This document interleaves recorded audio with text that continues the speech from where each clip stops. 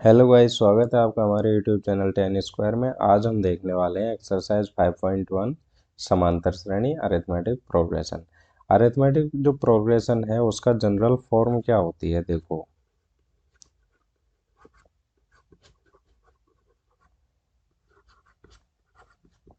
General form of AP A plus D, A plus 2d, A plus 3d। ठीक है, इस तरीके से ये चलती जाती है इनफाइनाइट तक।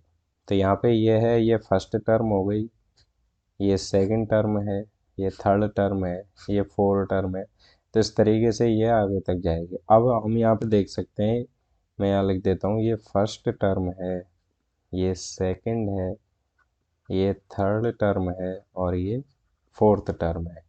यहाँ पे देखो, सेकंड टर्म है तो उसमें डी क्या है, यहाँ पे कॉमन डिफरेंस। कॉमन डिफरेंस का वन से प्रोडक्ट है या कोफिशिएंट हम कह सकते हैं, वन है।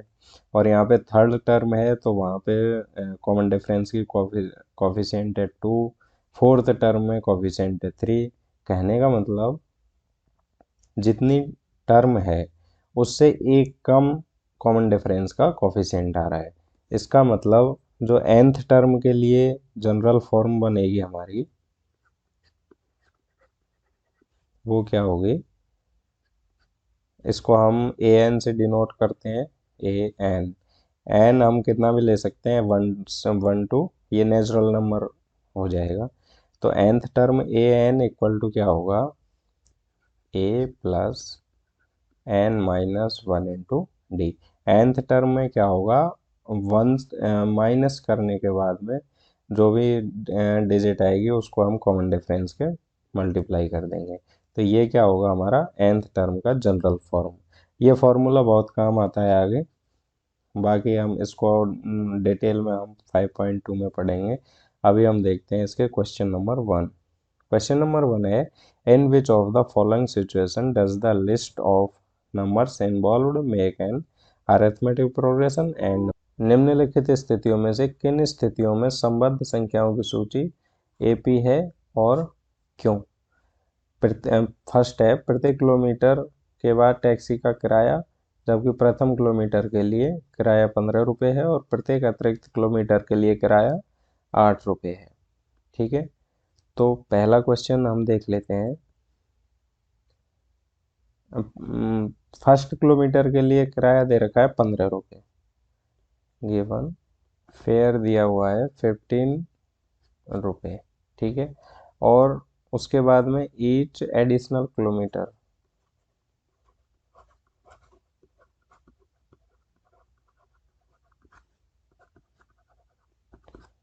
का किराया कितना है, 8 रुपये पर किलोमीटर।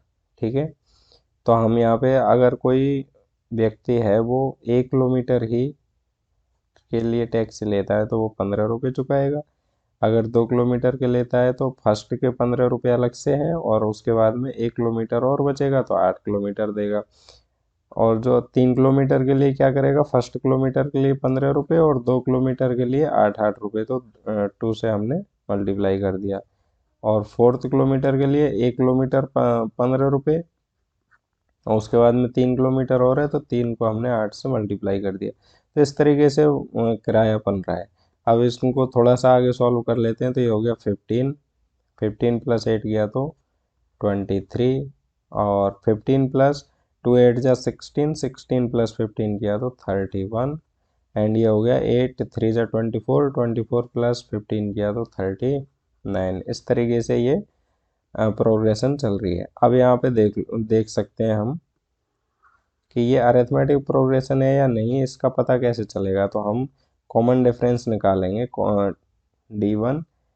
ये कॉमन डिफरेंस हम जितने मर्जी हों उतने निकाल सकते हैं, जितनी अरिथमेटिक प्रोग्रेशन है उससे एक कम हम कॉमन डिफरेंस निकाल सकते हैं। इसका फॉर्मूला क्या है, नेक्स्ट स्टेप में से प्रीवियस स्टेप को घटा देते हैं या फिर नेक्स्ट टर्म में से प्रीवियस टर्म को माइनस कर देते हैं। जैसे D1 निकालेंगे, इनको हम नाम दे लेते हैं D1 D2 D3, इस तरीके से। तो सेकंड टर्म में से हम फर्स्ट टर्म माइनस करेंगे। सेकंड टर्म यहाँ पे है 23, माइनस करेंगे 15, तो क्या आएगा 8। ठीक है, D2। Second term, second common difference कैसे निकलेगा, थर्ड टर्म में से सेकंड टर्म हम माइनस करेंगे। थर्ड टर्म हमारे पास है 31 और सेकंड टर्म है 23, माइनस किया तो कितना आएगा 8।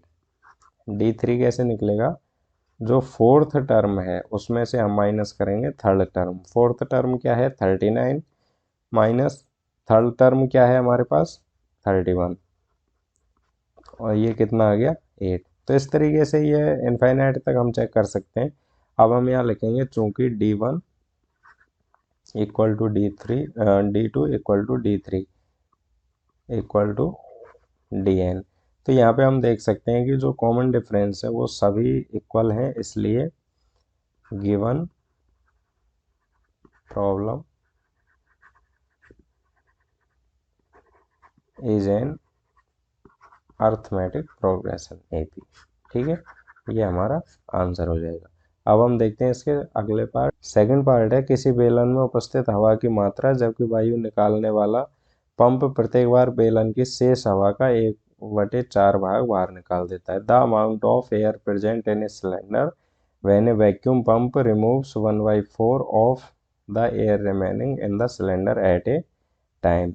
तो यहाँ पे क्या हो रहा है, एक सिलेंडर है उसमें हवा भरी हुई है, मान लेते हैं late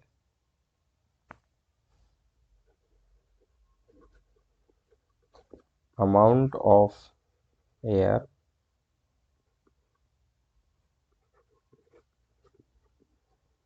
present in cylinder. Cylinder में हवा मान लेते हैं हम 1, वॉल्यूम में हो गई, एयर हमेशा वॉल्यूम में रहती है, तो 1 वॉल्यूम हमने मान लिया, 1V मान लिया हमने।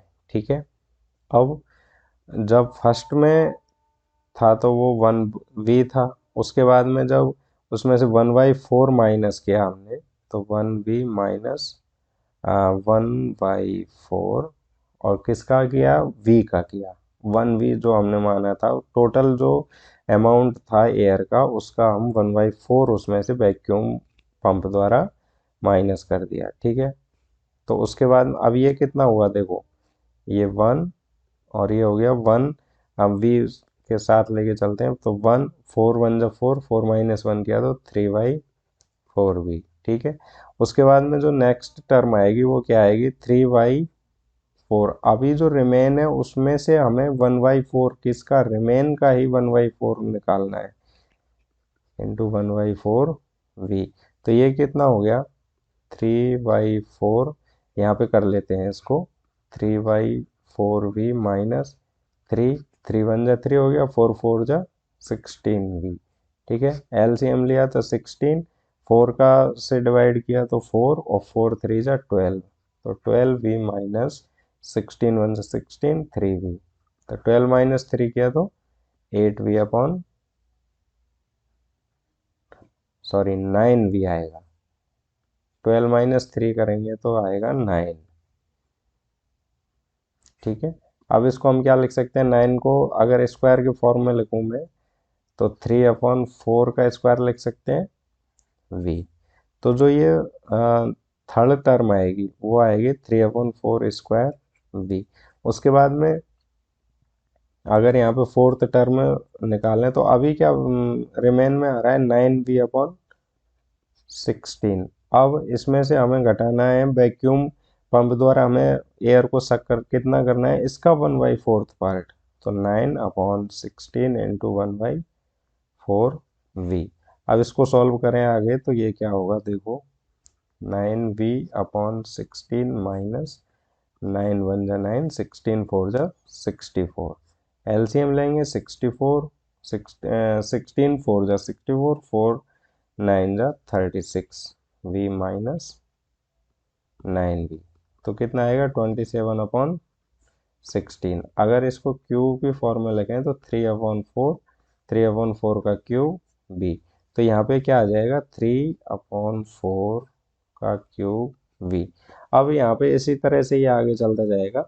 अब हम यहाँ पे देख सकते हैं कि यहाँ तक ठीक था, अगर D1 निकालें तो 1/4 आ जाएगा, -1/4 कोई दिक्कत नहीं है।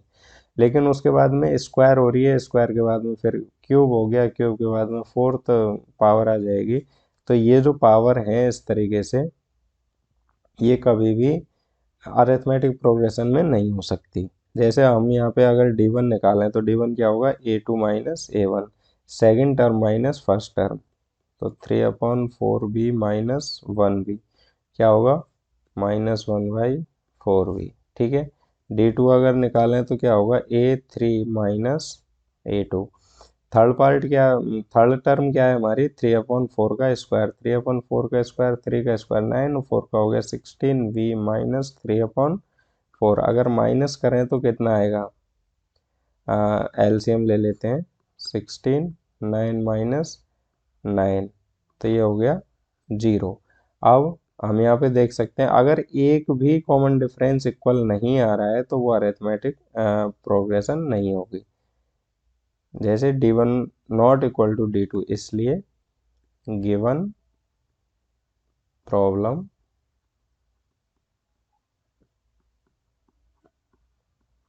Is not N arithmetic progression, ये समांतर श्रेणी नहीं है। इस तरीके से हम चेक कर सकते हैं। अब देखते हैं इसका थर्ड पार्ट। इसका थर्ड पार्ट है, क्वेश्चन है, प्रत्येक मीटर की खुदाई के बाद एक कुआं खोदने में आई लागत, जबकि प्रथम मीटर खुदाई की लागत 150 रुपये है, बाद में प्रत्येक मीटर खुदाई की लागत 50 रुपये बढ़ जाती है।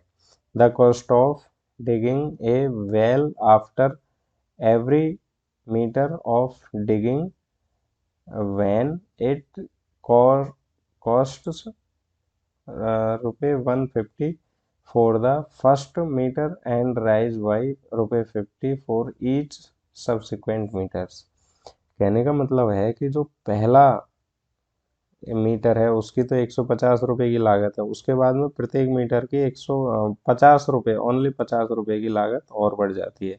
तो जो 1 मीटर अगर खुदाई हुई तो 150 रुपये की लागत आई, और जो दोबारा 2 मीटर की खुदाई हुई तो उसकी 50 रुपये की और लागत आई। 150, अगर 2 मीटर खुदाई हुई तो लागत हो जाएगी 150 प्लस 50। अगर 3 मीटर खुदाई हुई तो पहले मीटर की तो हो जाएगी 150 रुपये, और जो बाकी बचे 2 मीटर हैं उनकी प्रत्येक की 50-50 रुपये के हिसाब से हो जाएगी। अगर 4 मीटर खुदाई करवानी है तो 1 मीटर की हो जाएगी 150, और बाकी 3 मीटर है उनकी 50 रुपये के हिसाब से हो जाएगी। ठीक है, तो ये हो गया 150, ये हो गया 200, यहाँ पे हो गया, अब 50 इंटू 2 किया तो 100, 100 प्लस 150 तो 250, एंड 50 3 जा हो गया 150, 150 प्लस 150 किया तो 300। इस तरीके से ये आगे चलेगा। अब यहाँ पे हम देख सकते हैं d1 क्या है, a2 माइनस a3, ओ सॉरी a1। तो जो सेकंड टर्म है उसमें से फर्स्ट टर्म हम माइनस करेंगे तो 200 माइनस 150 कितना आया, 50। d2 जो थर्ड टर्म है उसमें से हम सेकंड टर्म माइनस करेंगे।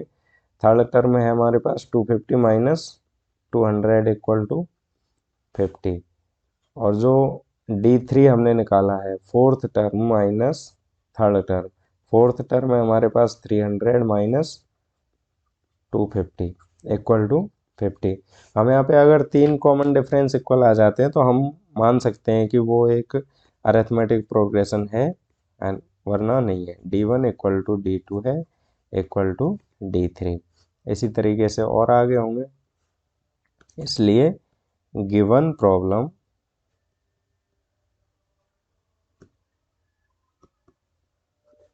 Is arithmetic progression. ठीक है, इस तरीके से हम इनको सॉल्व कर सकते हैं। अब इसका हम फोर्थ पार्ट देख लेते हैं, लास्ट। खाते में प्रत्येक वर्ष का मिश्र धन, जबकि 10,000 रुपये की राशि 8% वार्षिक की दर से चक्रवृद्धि ब्याज पर जमा की जाती है। तो हमें मिश्र धन निकालना है। कंपाउंड इंटरेस्ट का फॉर्मूला क्या है, अमाउंट कैसे निकलेगा। कंपाउंड इंटरेस्ट का फॉर्मूला है principal amount into 1 plus rate upon 100 की पावर टी। प्रिंसिपल अमाउंट यहाँ पे है 10,000, 1 प्लस रेट है 8% अपॉन 100, और टाइम हम 1 ईयर के लिए ले रहे हैं तो यहाँ पे 1 हो जाएगा। अब ये देखो 10,000 इंटू 100 बन जा 100 प्लस 8 गया तो 108 अपॉन 100। 2 जीरो से 2 जीरो यहाँ पे कैंसिल हो रही है और क्या आएगा, मल्टीप्लाई करेंगे तो 10,800 रुपये। तो जो सेकंड ईयर आएगी, फर्स्ट ईयर के लिए तो प्रिंसिपल ही हो जाएगा, उसके बाद में जो टोटल अमाउंट है वो प्रिंसिपल प्लस इंटरेस्ट के साथ आएगा, तो ये हो जाएगा 10,800। ठीक है। अब थर्ड टर्म कह लें या फिर हम थर्ड ईयर के लिए जब लेंगे, ईयर सेकंड होगी, तो हम अब इसके लिए प्रिंसिपल हम क्या मानेंगे, 10,800 को। ठीक है। इंटू 1 प्लस रेट वही 8% अपॉन 100 और टाइम हो गया 1 ईयर है तो 10,800 इंटू ये 108 अपॉन 100। 2 जीरो से 2 जीरो कैंसिल हो रही है, तो यहाँ पे हो गया 108 इंटू 108। अगर इनको मल्टीप्लाई करें तो यहाँ पे देखो क्या आएगा,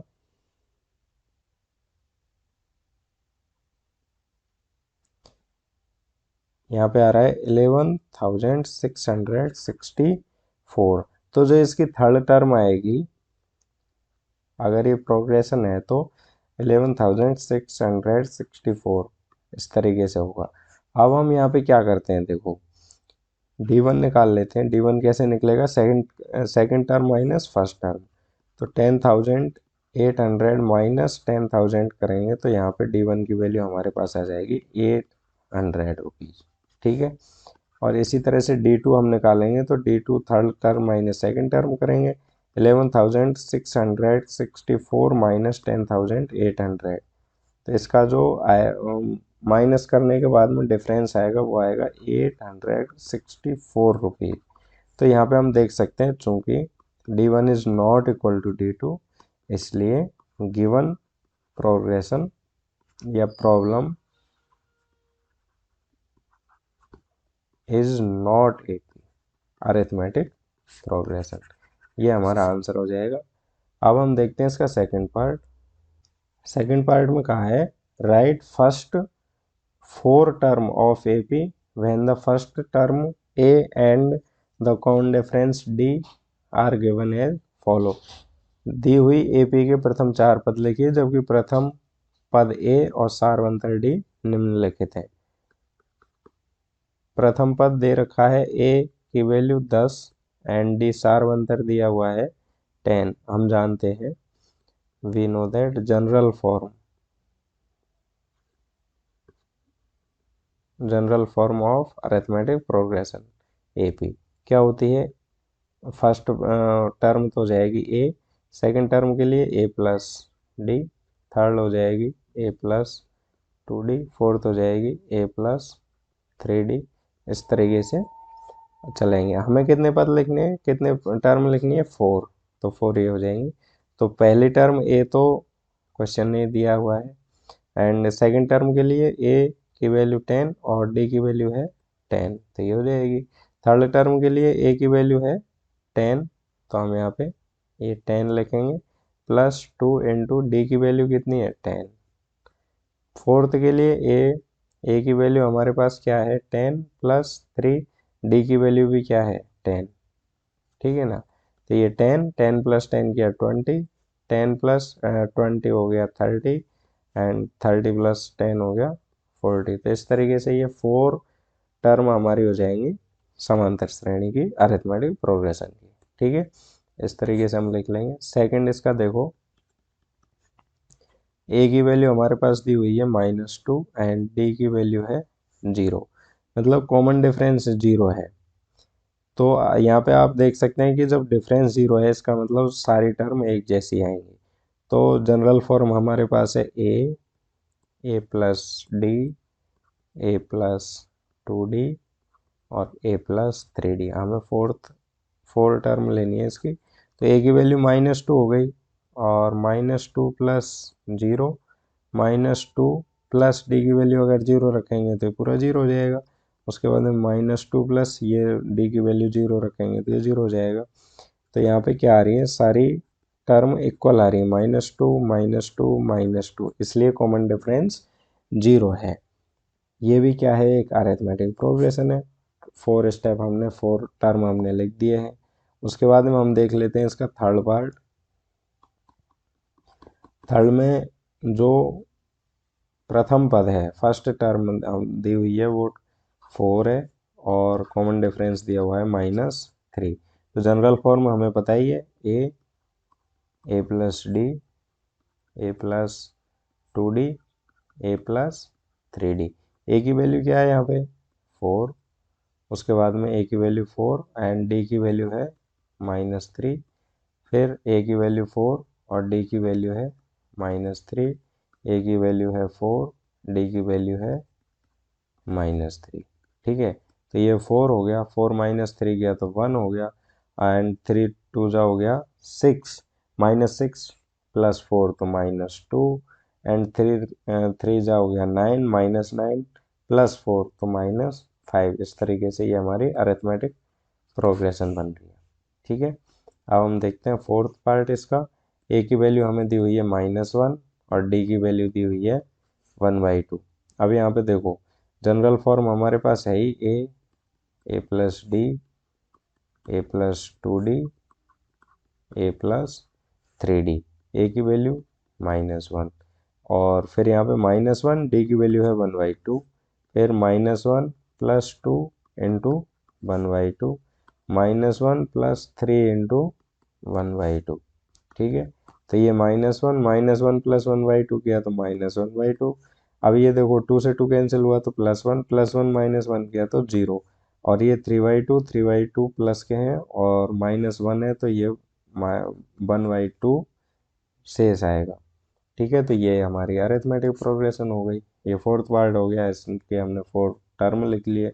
उसके बाद में लास्ट देख लेते हैं इसका, फिफ्थ है। यहाँ पे क्वेश्चन लिखा हुआ है ए की वैल्यू जो फर्स्ट टर्म है उसकी वैल्यू है -1/25 एंड कॉमन डिफरेंस है -0.25। अब यहाँ पे देखो जनरल फॉर्म हमें पता ही है, ए प्लस डी, ए प्लस 2d, ए प्लस 3d।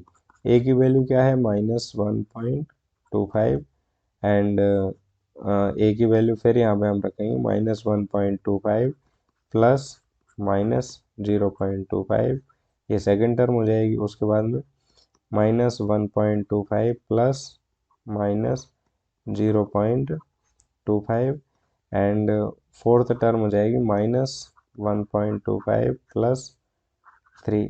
यहाँ पे 2 से मल्टीप्लाई और होना है तो 2 से मैं इधर कर देता हूँ 3 -0.25। ठीक है, तो ये हो गया -1.25 एंड -1.25 और ये भी -0.5 हो गया, तो इसको ऐड करेंगे तो ये हो जाएगा -1.50 एंड यहाँ पे देखो 2 इंटू 0.25 है तो ये हो जाएगा 0.5 माइनस के, और ये -1.25 है, ऐड करेंगे तो -1.75 और ये हो जाएगा -2.00। तो ये क्या हो जाएगी, हमारी 4 स्टेप हो गई, ये अरिथमेटिक प्रोग्रेशन हो जाएगी।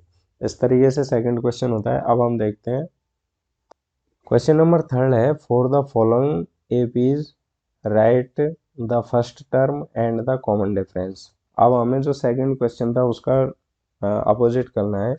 इसमें 4 टर्म दे रखी है और हमें फर्स्ट टर्म और कॉमन डिफरेंस निकालना है, प्रथम पद और सारवंतर। तो पहला दिया हुआ है 3 1 -1 -3, इस तरीके से। अब देखो प्रथम पद क्या है जो फर्स्ट में लिखा हुआ है, फर्स्ट टर्म क्या है जो फर्स्ट में लिखी हुई है वही फर्स्ट टर्म है, तो यहाँ पे हम a इक्वल टू हो गया 3 प्रथम पद।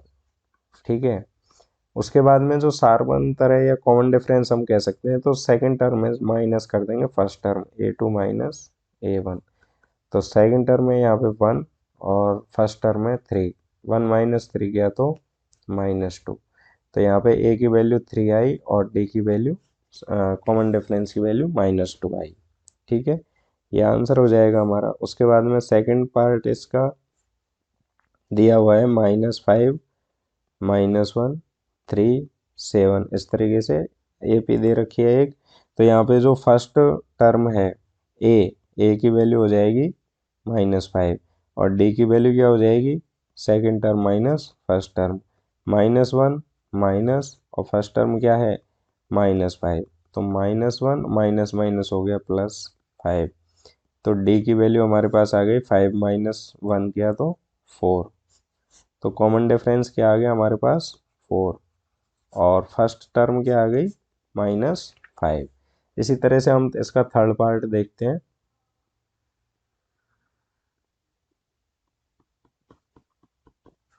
थर्ड पार्ट है 1/3, 5/3, 9/3, 13/3, इस तरीके से। तो जो फर्स्ट टर्म है वो तो हमें जो पहला लिखा हुआ है वही फर्स्ट टर्म हो जाएगी हमारी 1/3, और डी कॉमन डिफरेंस के लिए हम क्या करेंगे, second term minus first term कर लेंगे, तो 5/3 माइनस 1/3। देखो डिनोमिनेटर दोनों में इक्वल है तो नोमिनेटर को माइनस कर दो, या अगर यहाँ प्लस होता है तो प्लस कर देते, तो 5 - 1 किया तो क्या हो गया 5 - 1/3, 5 - 1 किया तो 4, 4/3, तो कॉमन डिफरेंस कितना आ जाएगा यहाँ पे 4/3। ठीक है, और फर्स्ट टर्म क्या हो गई 1/3, यह आंसर हो गया। उसके बाद में लास्ट है इसका फोर्थ, 0.6, 1.7, 2.8, 3.9, इस तरीके से।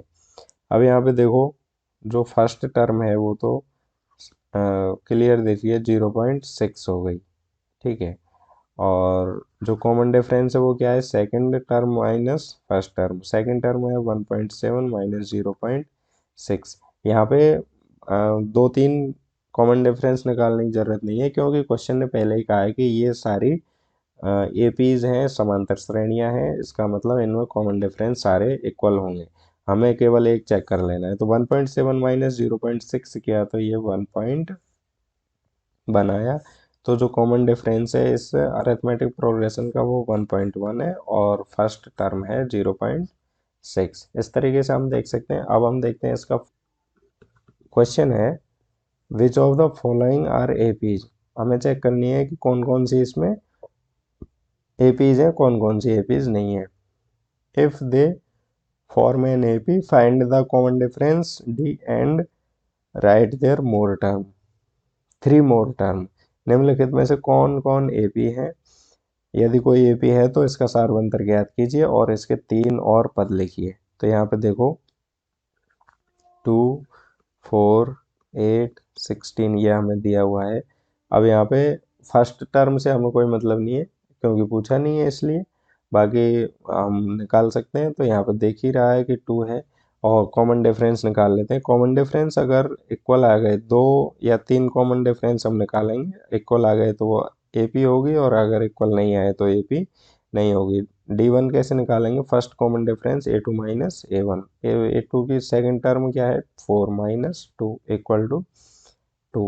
D2 निकालें अगर सेकंड कॉमन डिफरेंस तो A3 माइनस A2, A3 की वैल्यू है 8, 8 माइनस 4 इक्वल टू 4, और D3 थर्ड कॉमन डिफरेंस निकालें तो A4 minus A3, 16 minus 8 equal to 8। अब देखो कॉमन डिफरेंस का ये है कि आप कहीं भी कितने भी टर्म के बाद में कॉमन डिफरेंस निकाल सकते हैं। अगर next term minus previous term करेंगे तो वो कॉमन डिफरेंस ही आएगा हमारा। अब ये इक्वल होना चाहिए अगर ए पी है तो, लेकिन यहाँ पे हम देख सकते हैं चूंकि D1 is not equal to D2 is not equal to D3, इस तरीके से आ रहा है, इसलिए गिवन प्रोग्रेशन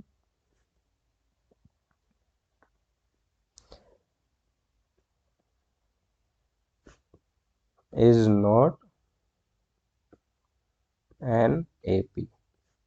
ठीक है, ये हमारा आंसर हो जाएगा। इसी तरह हम चेक करेंगे सेकंड को, सेकंड में है 2, 5/2, 3, 7/2।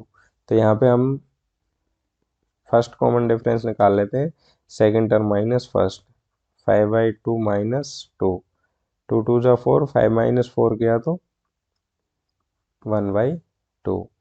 इसी तरह से सेकंड कॉमन डिफरेंस निकालेंगे तो A3 minus A2 equal to 3 minus 5/2, 3 2 जा 6, 6 माइनस 5 गया तो 1 और 2। D3 अगर निकालें तो A4 माइनस A3, A4 की वैल्यू कितनी है यहाँ पे 7/2, fourth term minus third term में 3, देखो 3 2 6, 7 - 6 गया तो 1 और अपॉन 2। तो यहाँ पे हम देख सकते हैं चूंकि D1 = D2 = D3 है, चूंकि D1 = D2 = D3, so given progression is arithmetic। ठीक है, हम यहाँ पे लिख देंगे इसलिए given progression is arithmetic। ठीक है, अब हम देखते हैं इसका third part.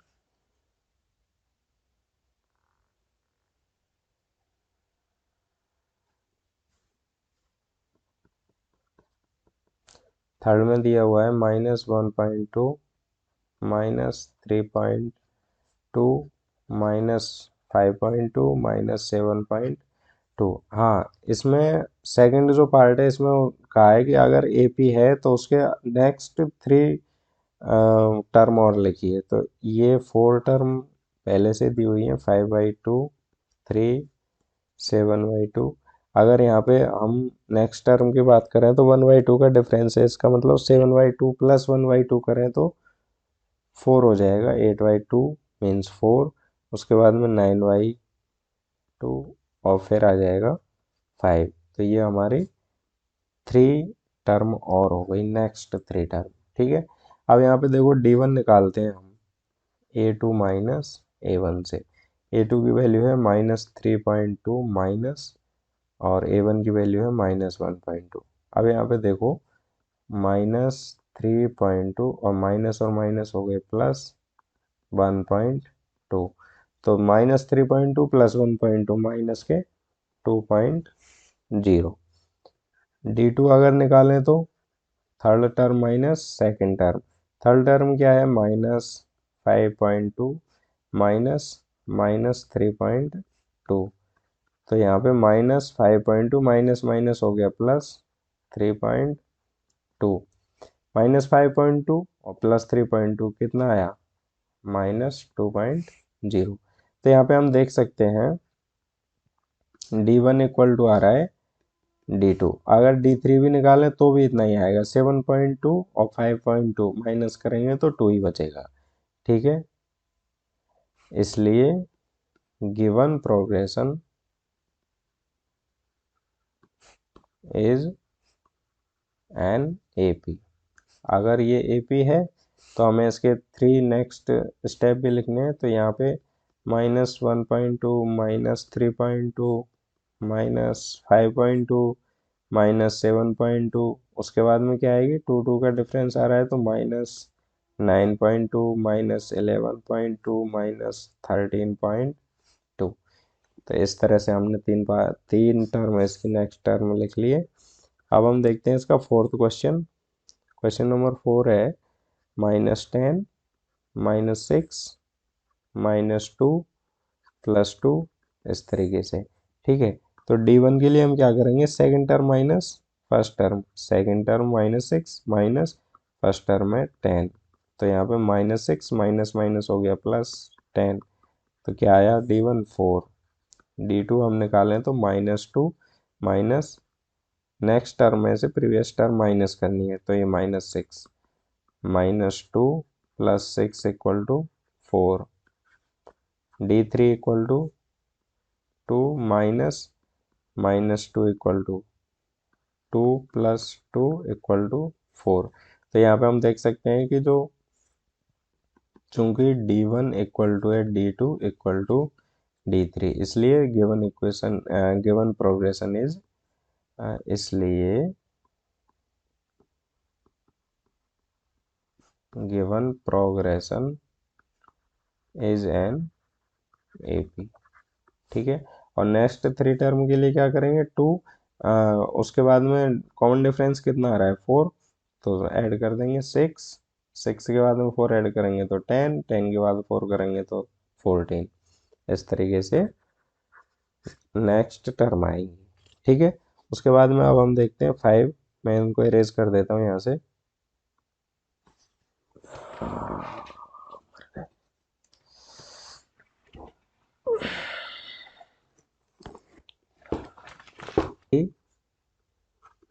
Three plus root two, 3 + 2√2, 3 + 3√2, इस तरीके से एक प्रोग्रेशन दे रखी है। हमें बताना है कि ये अरिथमेटिक प्रोग्रेशन है या नहीं। तो यहाँ पे देखो, हमें तो कोई सी भी प्रोग्रेशन हो उसके लिए हमें क्या करना पड़ेगा,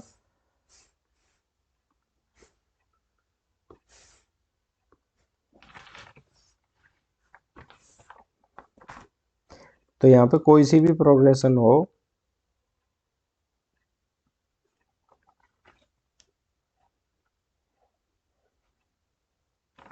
तो यहाँ पे कोई सी भी प्रोग्रेशन हो, हमें ये अरिथमेटिक प्रोग्रेशन चेक करने के लिए हमें केवल कॉमन डिफरेंस निकालना है। तो हम यहाँ कॉमन डिफरेंस निकाल लेते हैं। नेक्स्ट टर्म में से प्रीवियस टर्म माइनस करते हैं, तो 3 + √2 माइनस 3, 3 से 3 कैंसिल हो गया तो क्या बचा, √2। D2 अगर निकालें तो 3 +2√2, थर्ड टर्म माइनस हमने किया सेकेंड टर्म, 3 + √2, माइनस को सॉल्व करते हैं तो 3 + 2√2 माइनस 3 माइनस √2, तो 3 से 3 कैंसिल, 2√2 माइनस √2 किया तो ये हो गया √2। इसी तरह से D3 - D2 करेंगे तो भी √2 ही आएगा, चूंकि D1 = D2 = D3, इसलिए given progression is N arithmetic progression AP। अब नेक्स्ट 3 टर्म के लिए हम क्या करेंगे, इसमें तो जनरल फॉर्म में ही दी हुई है बेसिकली, 3 + √2, 3 + 2√2, 3 + 3√2। तो नेक्स्ट क्या आएगा, 3 + 4√2, 3 + 4√2, 3 + 5√2, 3 + 6√2, इस तरीके से अरिथमेटिक प्रोग्रेशन आ जाएगी हमारी। ठीक है, उसके बाद में जो 6 पार्ट है हमारा, 0.2, 0.22, 0.222, 0.222, ठीक है। अब यहाँ पे देखो D1 क्या आएगा, second term minus first term, A2 - A1, तो 0.22 माइनस 0.2 माइनस किया तो आ जाएगा 0.02, ठीक है। D2 अगर हम निकालें तो क्या होगा, A3 - A2, third term minus second term, तो 0.222 माइनस 0.22। अगर इसको हम माइनस करें, देखो पॉइंट के बाद में 2 है, यहाँ भी डबल 2 है, तो ये 0 हो जाएगा घटाने पे। यहाँ पे देखो मैं आपको दिखा देता हूँ, 0.222 और ये माइनस करें तो 0.22, तो यहाँ पे 2, ये 0.0, तो यहाँ पे क्या आएगा, 0.002। कहने का मतलब है कि जो 2 है वो जो दशमलव है, डेसिमल है, उससे हर स्टेप में एक एक अंक आगे जा रहा है। ठीक है, इसी तरह D3 हम निकालेंगे, A4 - A3 करेंगे तो ये आएगा 0.0002। ठीक है, तो हम यहाँ पे देख सकते हैं, चूंकि D1 ≠ D2 ≠ D3 इसी तरीके से है, इसलिए given progression is not an AP, ये अरिथमेटिक प्रोग्रेशन नहीं है। और अरिथमेटिक प्रोग्रेशन नहीं है तो हम नेक्स्ट टर्म लिख ही नहीं सकते। ठीक है, उसके बाद में हम देखते हैं इसका सेवेंथ पार्ट। सेवेंथ क्वेश्चन है 0 - 4 - 8 - 12। अब यहाँ पे देखने से ही पता चल रहा है कि डिफरेंस कितने का है, यहाँ पे 4 का है, यहाँ भी 4 का है, यहाँ भी 4 का है, तो ये कौन अरिथमेटिक प्रोग्रेशन हो गई। अब यहाँ पे देख लेते हैं D1 की वैल्यू क्या है, A2 - A1, तो A2 की वैल्यू है -4 -0, तो क्या बचा -4। D2 की वैल्यू क्या है A3 -A2, A3 कितना है -8 माइनस -4, तो यहाँ पे -8 माइनस माइनस हो गया प्लस, तो कितना बचा -4, और D3 भी कितना आएगा यहाँ पे -4, चूंकि D1 इक्वल टू है D2 के इक्वल टू है D3 के, इसी तरीके से आगे भी जाएगा ये एंड सो ऑन। तो हम यहाँ पे देख सकते हैं कॉमन डिफरेंस सारे इक्वल हैं, तो इसलिए given progression is an AP. Arithmetic progression है, समांतर श्रेणी है। अब समांतर श्रेणी है तो इसके नेक्स्ट 3 पद भी लिखने पड़ेंगे।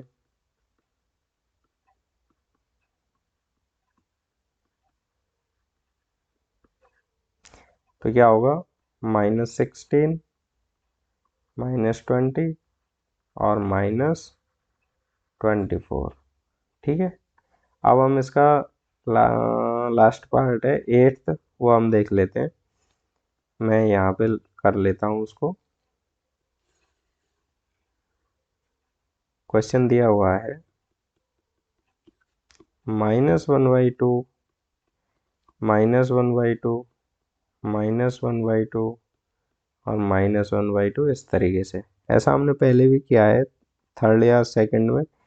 तो यहाँ पे a की वैल्यू -1/2 है, और D1 हम देख सकते हैं second term minus first term करेंगे तो -1/2 माइनस, और फर्स्ट टर्म है -1/2, -1/2 माइनस और माइनस हो गए प्लस 1/2, माइनस किए तो 0। ठीक है, D2 की वैल्यू क्या आई -1/2 माइनस -1/2, और यहाँ पे हाँ -1/2। ठीक है, तो ये -1/2 प्लस 1/2, ये भी कितना आ गया 0। D3 की वैल्यू भी कितनी आ गई 0, चूंकि कॉमन डिफरेंस सारे इक्वल आ गए, D1 equal to D2 equal to D3, इसलिए given progression is an AP. ये अरिथमेटिक प्रोग्रेशन है। अब अरिथमेटिक प्रोग्रेशन है तो इसके हमें नेक्स्ट 3 स्टेप भी लिखने हैं। तो नेक्स्ट 3 टर्म क्या होंगे -1/2, जब डिफरेंस कॉमन डिफरेंस 0 है तो सारे टर्म क्या होंगे इक्वल होंगे, और ये इसके नेक्स्ट टर्म हो गए। ठीक है, अब हम देखते हैं क्वेश्चन नंबर 4 ही चल रहा है, फोर्थ का 9th पार्ट है 1 3 9 27। अब यहाँ पे हम देख सकते हैं D1 निकाल लेते हैं हम कॉमन डिफरेंस। तो सेकंड टर्म माइनस फर्स्ट, 3 -1 किया तो 2, D2 निकाला तो third term minus second term किया 9 -3 किया तो 6। अब हम यहाँ पे देख सकते हैं चूंकि D1 is not equal to D2, अगर एक भी जगह कॉमन डिफरेंस इक्वल नहीं आ रहा है तो हम उसको अरिथमेटिक प्रोग्रेशन कंसीडर नहीं करेंगे। ठीक है, अब D1 is not equal to D2, इसलिए given progression is not an AP, arithmetic progression नहीं है। 10th इसका पार्ट है A 2A 3A 4A। हमें क्या निकालना होता है common difference, second term minus first, 2A -A किया तो A आया। उसके बाद में D2 निकालेंगे तो third term minus second, 3A -2A किया तो A आया। थर्ड निकाल लेते हैं, 4A -3A करेंगे, 4A -3A equal to A। तो यहाँ पे हमें देखने पे मिल रहा है कि जो डिफरेंस है वो इक्वल आ रहा है, D1 इक्वल है D2 के इक्वल है D3 के, इसलिए given progression is N arithmetic progression. अब ये अरिथमेटिक प्रोग्रेशन है तो हमें इसके नेक्स्ट 3 टर्म भी लिखने पड़ेंगे। तो क्या होंगे, यहाँ पे आप देख सकते हैं एक पैटर्न बन रहा है, ए 2a 3a 4a। तो नेक्स्ट क्या आएंगी, 5a 6a 7a, और भी लिख सकते हैं लेकिन हमें 3 ही लिखनी है इसकी। ठीक है, अब 10 के बाद में हमारा है 11 a स्क्वायर a³ a4, इस तरीके से। अब यहाँ पे देखो d1 क्या आ रहा है, ए स्क्वायर माइनस ए, सेकेंड टर्म माइनस फर्स्ट, तो यहाँ से ए कॉमन आए तो ए माइनस 1 हो गया। d2 अगर निकालें तो third term minus second, a3 minus a square किया तो ए स्क्वायर कॉमन ले लें तो ए माइनस 1 हो गया। उसके बाद में d3 अगर निकालें तो ए की पावर 4 माइनस ए की पावर क्यूब, ए क्यूब कॉमन ले लें तो ए माइनस 1 यहाँ भी हो गया। लेकिन ये आप देख सकते हैं कि जो डिफरेंस है वो इक्वल नहीं आ रहा है, तो ये अरिथमेटिक प्रोग्रेशन नहीं होगी, क्योंकि d1 is not equal to d2 is not equal to d3, इसलिए given progression is not an AP, arithmetic progression ये नहीं है, समांतर श्रेणी नहीं बन रही है। उसके बाद में इसका नेक्स्ट है 12 पार्ट √2 √8 √18 √32, ये एक प्रोग्रेशन दे रखी है। इसको थोड़ा सा सॉल्व कर लेते हैं, तो ये हो गया √2। 8 को कैसे लिख सकते हैं, 8 को हम लिख लेंगे फैक्टर करके लिख लेते हैं, 4 × 2 लिखा जा सकता है।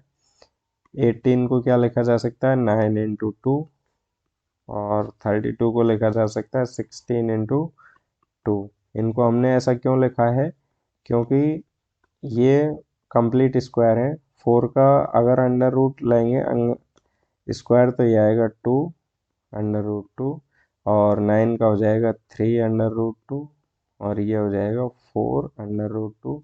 इसी तरीके से ये आगे चलेंगे। अब हम निकाल लेते हैं d1, तो सेकंड टर्म क्या है हमारी, 2 √2 माइनस √2, तो क्या आएगा, 1 √2 आएगा। फिर d2 कैसे आएगा, 3 √2 माइनस 2 √2 इक्वल टू √2 3 माइनस 2 किया तो 1, तो फिर वही 1 √2। d3 के लिए हम क्या करेंगे, फोर्थ जो टर्म है 4 √2 माइनस 3 √2, 4 माइनस 3 किया तो 1 √2। तो हम यहाँ पे देख सकते हैं चूंकि d1 equal to d2 equal to d3, तीनों इक्वल हैं, इसलिए given progression is an AP. ठीक है, अब ये एपी है, समांतर श्रेणी है, इसलिए नेक्स्ट 3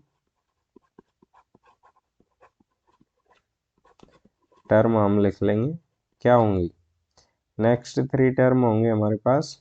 यहाँ पे हम देख सकते हैं एक पैटर्न बन रहा है √2 2 √2 3 √2 4 √2, तो नेक्स्ट हो जाएगी 5 √2 6 √2 7 √2। अब यहाँ भी छोड़ सकते हैं, हमारा यहाँ भी ठीक है, लेकिन जो हमें गिवन थी वो इस तरीके से थी, सारे नंबर अंडर रूट में थे, तो हम इनको भी अंडर रूट में पहुंचा देते हैं। अगर बाहर से कोई संख्या अंडर रूट के अंदर जाएगी तो वो स्क्वायर में जाएगी, तो 5 का स्क्वायर हो गया 25 × 2, 6 का हो गया 36 × 2, और 7 का हो गया 49 × 2, मल्टीप्लाई कर देते हैं, तो ये हो गया 25 2 जा 50 √50, ये हो गया √72, एंड यहाँ पे हुआ √98, ये हमारा आंसर हो जाएगा। उसके बाद में हम देखते हैं नेक्स्ट,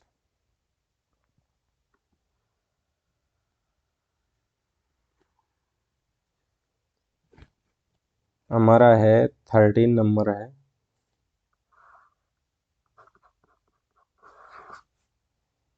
√3, √6, √9 और √12।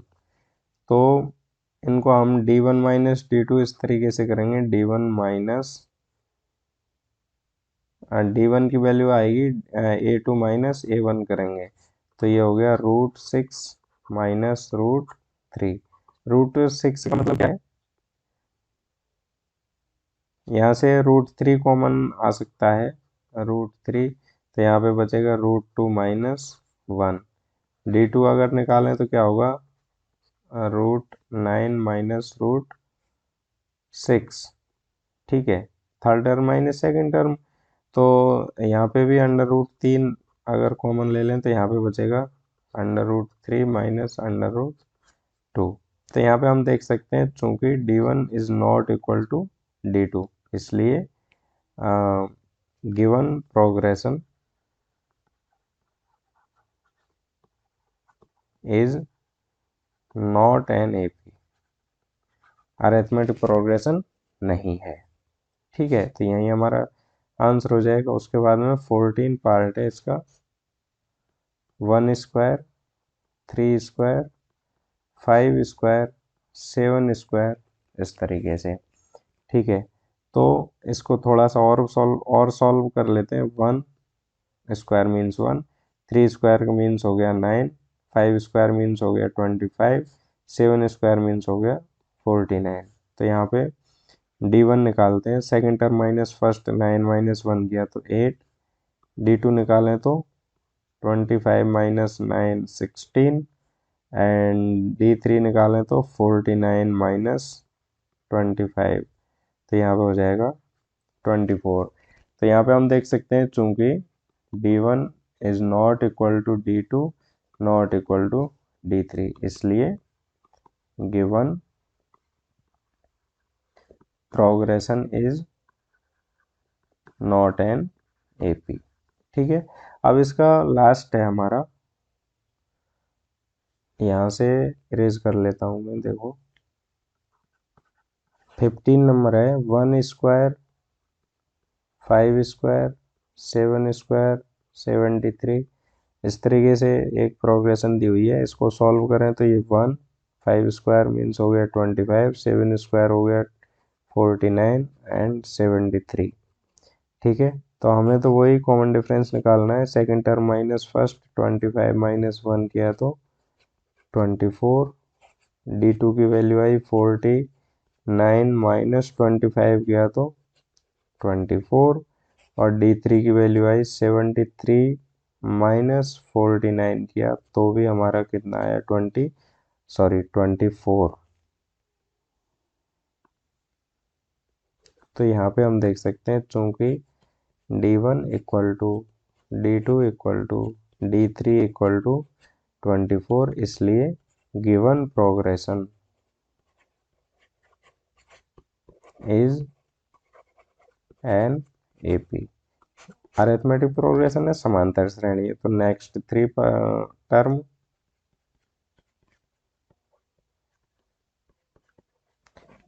हम कैसे निकालेंगे, 73 है, कॉमन डिफरेंस है 24, 73 प्लस 24 कर लेंगे तो यहाँ पे हो जाएगा ये 97। उसके बाद में 97 प्लस 24 करेंगे तो ये हो जाएगा 121, एंड 121 प्लस 24 करेंगे तो ये हो जाएगा 145। तो इस तरीके से हमारे आंसर आ जाएंगे। Thank you guys. इस तरीके से हमारी एक्सरसाइज 5.1 कंप्लीट होती है। अगर आप वीडियो पसंद आए तो चैनल को सब्सक्राइब करना ना भूलें, ज़रूर से ज़रूर सब्सक्राइब करें और लाइक करें वीडियो को। Thank you.